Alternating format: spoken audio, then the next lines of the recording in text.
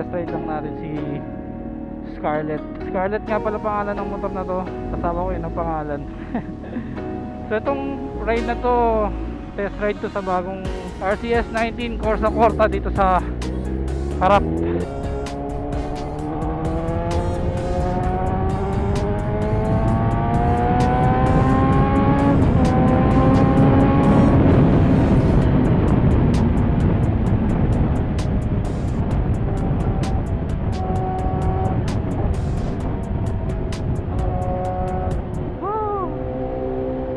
Grabe, sumpa yung traffic sa C5. Ngayon ko lang naalala, Monday nga pala ngayon. Nakalimutan ko yung traffic sa C5. Grabe, pawis na pawis ako kanina. Yung mukha ko tumutulo sa pawis. Pero at least nakalabas na tayo. So dito na ako sa SLEX. Siyempre babasahin to. New Balance. So 443 177 pala mula sa C5 going dito sa Mamplasan pa Calax. Pero itong Calax parang 45 pesos ata to, 65 pesos. Kasi simula ng traffic kanina hindi na ako uminto dun sa C5 bago lumabas. Stretching tayo dito. So nga pala guys, nakabit na natin yung Brembo RCS 19 Corsa Corta dito sa Gixxer. Ngayon tinetest ko siya. So far so good talaga. Sarap ng feelings niya compared dun sa luma. Yung kasi yung reklamo ko dun sa luma is yung pakiramdam na parang hindi i-stop yung bike. Ngayon kaya ko siya ginagamit para matest ko kung may mga leak ba yung bike coolant. Pero may gas-gas na kasi siya dito. Ito ay gawa pa ni John nung nasa kanya pa tong bike na to. Nung pinalitan niya ng Master, natuluan. Kaya sayang yung part na to. Meron kaming ride ng Ilocos, kaya ako siya ginagamit ngayon para ma-test ko at makita ko kung ano yung mga problem niya para just in case hindi kami magkaroon ng aberya going to Ilocos. It's coming second week ng July. So yun, okay naman siya. Yung preno niya hindi ganun ka sobrang aggressive. Nasa sports lang ako, hindi ako naka race mode. Pero okay siya. Hindi naman yung basta-basta kay Endo. Ang downside lang kasi ng gantong brakes is pagka katulad nito, wala siyang ABS tapos hindi ka marunong pumisil sa preno, mag-i-endo ka. Problematic ako dito, umuuga na naman. Close ko na lang yung side mirror ko. Umuuga yung side mirror ko dito. Bad trip. Nagunat lang ako saglit.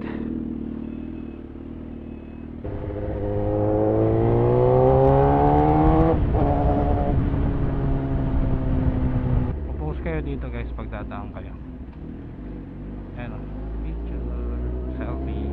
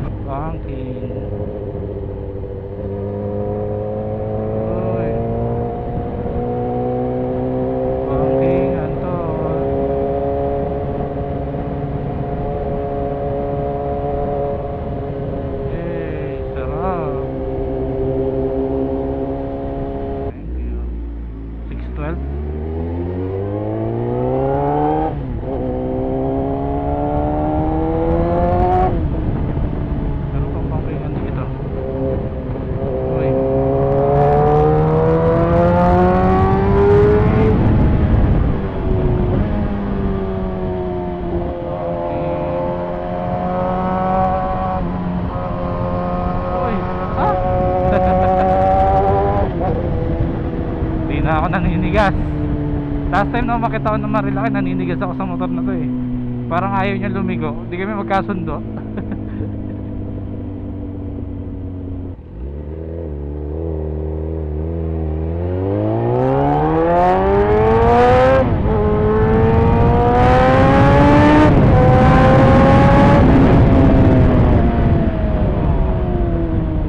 Diba? What is preno? Sarap gamitin ng motor pag naka-brembo.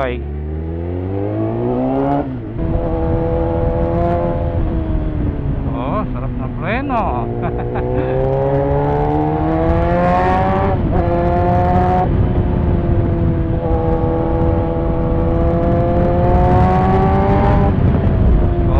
Sarap ng preno.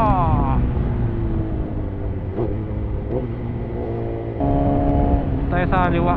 Etong kanan, hindi ko lang sure kung traffic pagka weekdays. Yung mga taga-Tagaytay na viewers natin dyan, comment nga kayo guys kung traffic dito sa Tagaytay pag weekdays, normal days. Kasi pagka weekend, matik na dyan traffic eh.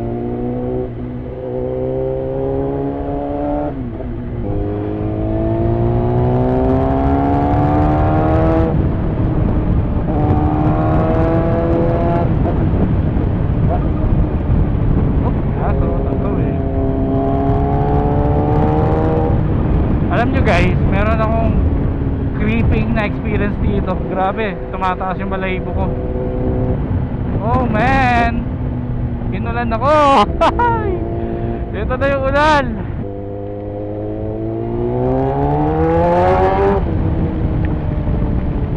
Ako, malakas. Kailangan ko tumabi, malakas. Malakas.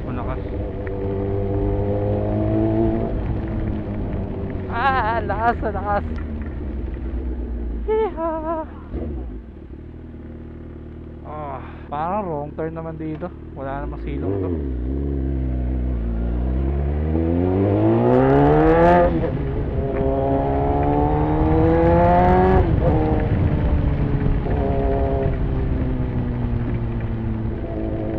Lakas ng ulan, grabe. Wala namang silong yan eh. Ito na pala, sakto. Entrance.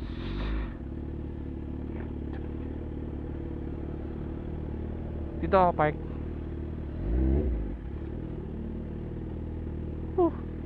Sakto. Sarap pa ng kape ko dito ngayon dahil naulan. Sana meron silang labas. Naulan. Kayo ba yun, sir? Naka ano, bukas pa.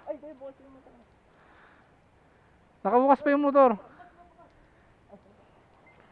Nako, yun lang, walang ano, wala nang labas, binasa na. Kape tayo dun. Ang sarap, sakto nga din yung punta ko umulan, kaso yun nga lang, nakamotor ako. Okay, nakinig po namin kayo dun sa may bypass po yung dito po yung Tutulay. Tutulay po ba kayo naman? Oo. Okay, parang hinig po namin kayo. Bakit malapit lang ba yun? Parang masarap po ang tahimik dito, parang naririnig po namin. Ay, ganun. Malayo pa yun yung tulay na yun ah. Sabi po namin parang na-inlay po na kami naririnig. Akala ko may daan doon, yung bypass na yun, yung kaliwa. May daan papunta rito. Meron yan, di ba? Meron din po. Subscribers pala natin to, tapos napanood si Jan. Subscribers na rin natin ni Jan to. Pero nakakatuwa lang, kilala niyo yung mga LFG boys, si Erico, si Otep. Ang cute eh. May mga nakakilala na sa tropa natin. Thank you. Yan o.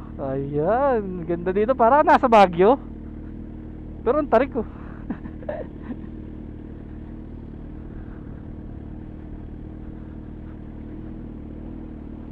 Ganda.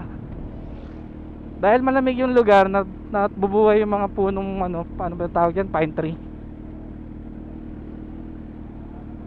Sabi nga nung dalawa kong kausap, umuulan daw talaga lagi dito, pero hindi naman nagtatagal. Yan. Di ko rin alam na may coffee shop dito eh. Ang alam ko lang yung kanto na yun. Mga staycation dito ang alam ko eh. Doon ba? Okay. Ayan o, ruin project oh. Maganda siya kasi al fresco.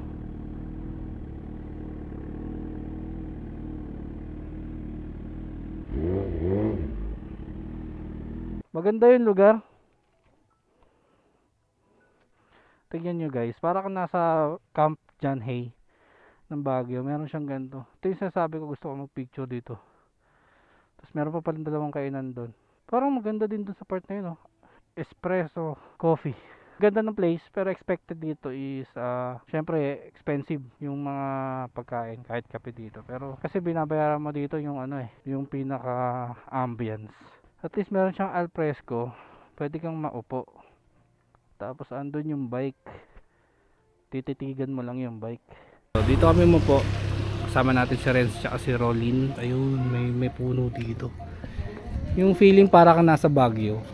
Ganun dito. Okay rin pala mag solo talaga, no? Kasi pag solo ka, wala kang hihintayin sa meet up. Eh lalo na late ako kanina. Lagi ako nalilate, so hindi nakakahiya. Ganda ng lugar. Mas malamig. Perfect talaga para mag breakfast ride. Nag-invite ako sa SR Squad pero late kasi yung invite ko, so wala tayong kasama. Pero okay lang dahil kahit walang kasama. Ang galing, oh, umuusok yung umuusok yung daan. Di ko lang sure kung kita. Doon din, oh, pag nasa daan ka. Ayun, oh, umuusok, oh. Zoom natin yung camera. Umuusok. Ang galing. Ruin Project. So, coffee shop siya. Yun. So, yun yung mga menu nila. Pricey lang siya kasi yung place ang binayaran mo. Sa CR. Ang laki ng place tas wala masyadong tao. Kaya maganda rin bumili. Sa breakfast nyo tapang best seller. Yes. Gusto ko nung fried roast chicken. Fried roast. Tapos isang brewed coffee. Ano pong size? 12 or 16? Yung 12. Yes po. Bukod yung akin Pinagsama mo ba? Ay, bukod po ba? Bukod yung order. Or ililibre nila ako. Joke lang. Doon sa ice latte, sa chocolate cookie, 640. Sarap naman nun. Yun, no? Okay. Ito yung order ko. Roasted chicken. Yan, nagkape silang dalawa. Pricey lang siya, pero mukha naman siyang masarap. Tapos, tingnan niyo yung place, di ba?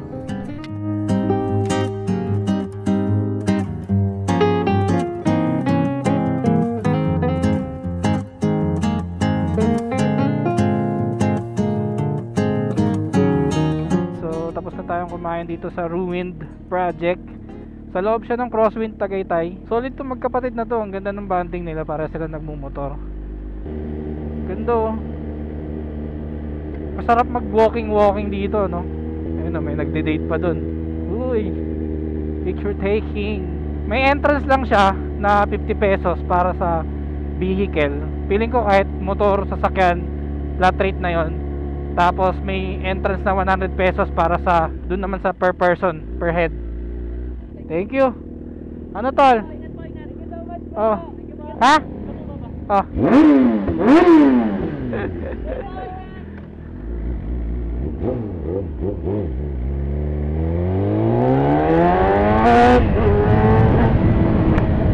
Sarap, lamig.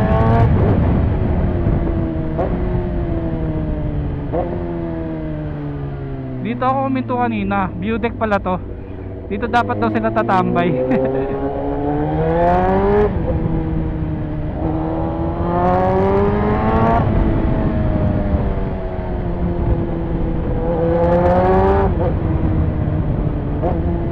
Malis na kami kasi baka abutan kami ng ulan. Kasi parang dumidilim na naman. So ngayon, naisip ko bumaba ako ng Talisay. Pero aakyat din agad ako. Sarap ng kwentuhan namin dun sa Ruined Cafe. Ang galing lang kahit hindi ko sila kilala. Iba talaga pag nagkakasundo kayo sa mga bisyo, no? Tapos nakakatuwa, kilala nila lahat yung mga nakakasama natin sa pagbubuto. So ibig sabihin nanonood talaga sila ng video. Yan lang, nakakatabalan ng puso na kalayan nyo yun. Meron pala tayong nai-inspire na tao sa pagbumotor kahit ganto-ganto lang yung ginagawa natin. Dito ako magtatalisay ako. Pero nakadaan na ako dito 4 wheels noon. Gusto ko lang din siyang ma-experience ng nakamotor.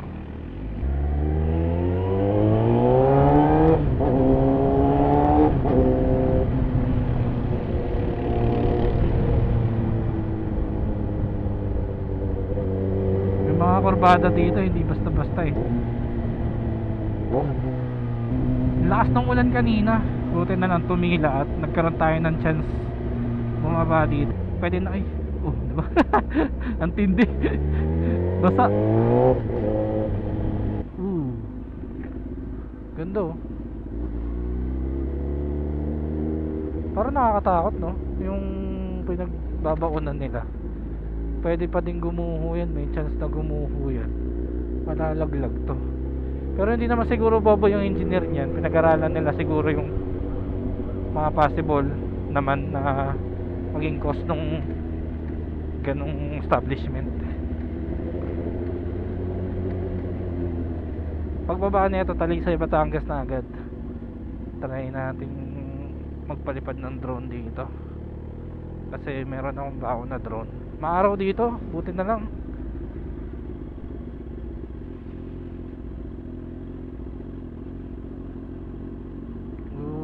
Yun lang yung problema pala dito pagkakumpulan na yan, no? Traffic. Yun na, maaraw na. Medyo malamig yung jacket ko dahil nabasa ng konti kanina. Lakas ng buhos ng ulan. Mga kurbada dito, ano eh, end of your life. Sana walang sasakyan sa likuran natin na ano, malaki, yung mga truck ganun. Nakatakot.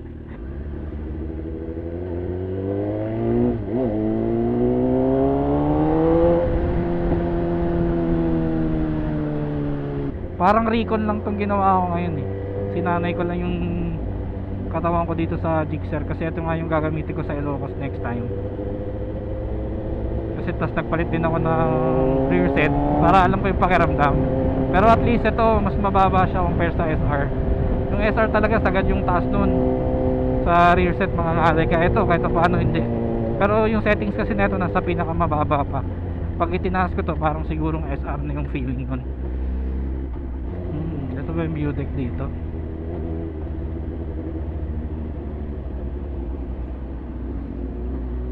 Ito nga. Ay hindi, parang ginong ano to. Ano ba to? Ganda. Parang village sa loob ng, ay sa gilid ng bundok. Solid. Sabay ganito. Sabay kanan ulit. Tindi nun ah. Parang gusto kong akyatin ulit to ah. Experience ko naman yung paakyat.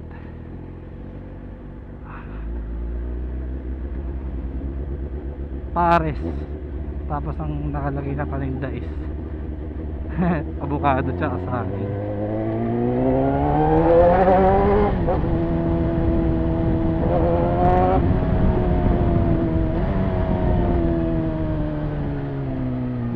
Kasi ko to. Sabi na eh. Pwede ako tumambay dito ah. May duyan oh.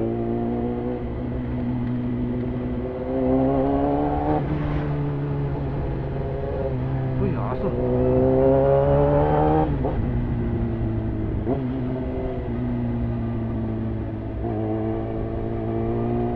Yun yung tambayan.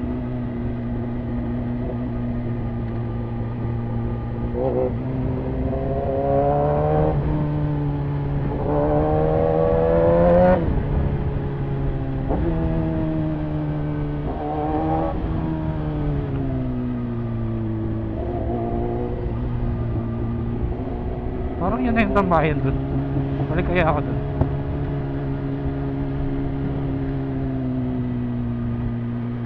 Wow. Wow.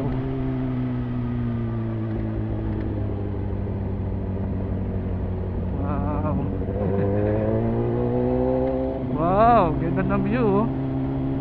Isla. Parang hirap na hirap yung van oh.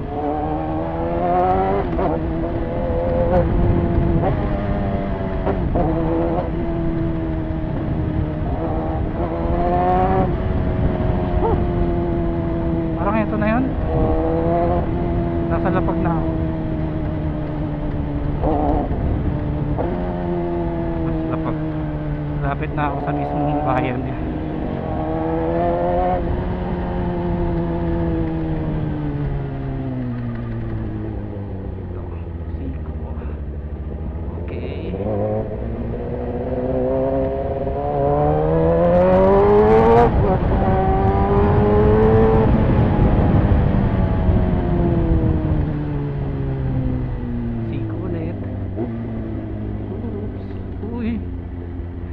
Maraming aksidente siguro sa lugar na to.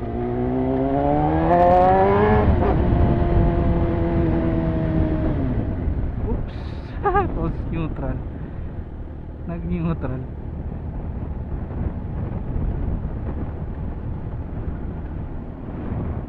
boat ride. Nag-offer sila ng boat ride, no? Uy, may naglalabing-labing doon, magkayakapan. Okay dito ah. Ganda. Uy, parang tumatawag sa akin ah. Solid. Freeway lang. Freewheel lang. Oops. Ang dami naman na yun ah. Sabi na, ito na yun eh. Okay, dito na ako sa end.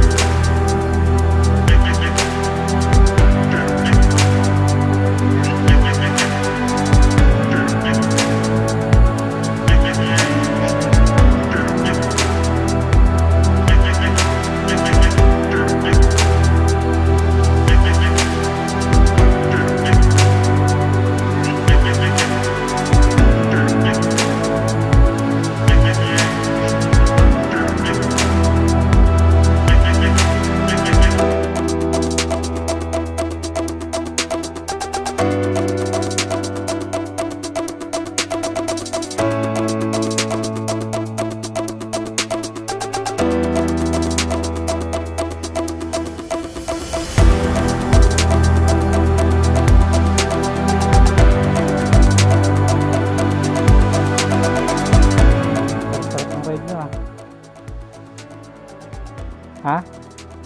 1,000. Saan pa kayo niyan? Ha? Layo ah. Tapos babalik din kayo doon. Ah, okay. Sige, ingat. Uulan na eh. Mukhang umuulan doon. Nararamdaman ko yung lamig nung hangin. Feeling ko umuulan na naman sa taas kung saan tayo nalan kanina. Yun lang, huwag sana taabutan ng ulan dito sa mismong Talisay Road kasi pakadelikado dito. Ayun o, boom!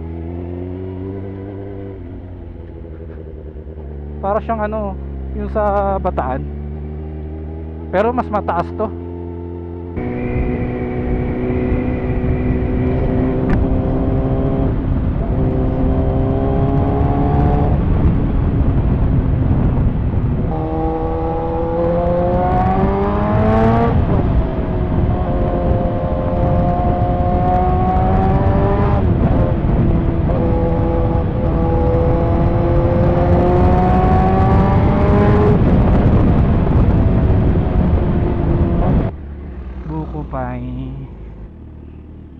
Bili tayo ng buko pie pang pasalubong. Sana kasya sa bag na dala ko pero parang hindi.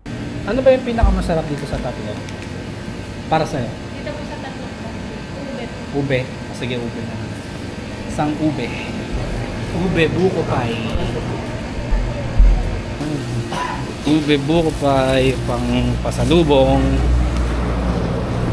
Yan na yung ulan. Kasya. Nagkasya sa dala kong bag. Wow. Kasya.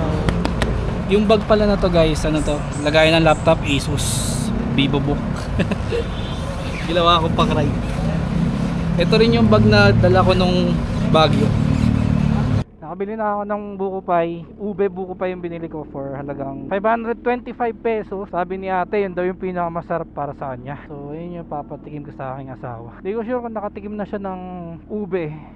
Pero alam ko kasi ang in-order namin dati yung buko pie. Ay, yung pineapple. So, yun guys, pauwi na rin naman ako ng Tagaytay ng Cainta. Quick test lang. So, okay naman yung Brembo natin. Walang problema. Pakasarap niyang gamitin. Inulan lang tayo ng bahagya doon sa may crosswind pero tumila naman after 30 minutes. Tapos nakatambay natin si Renz and sino yan? Si Rolin. Yan yung magkapatid na yan. Solid. Shoutout ulit sa inyo. Uy, Jigsaw oh. Jigsaw Squid. Abangan nyo yung Ilocos namin guys. Follow nyo sa YouTube si John Zilla. Makikita nyo yung buong ride doon kasi ganun ang content doon. Na-upload nyo yung buong ride namin. June 12, June 13 yon.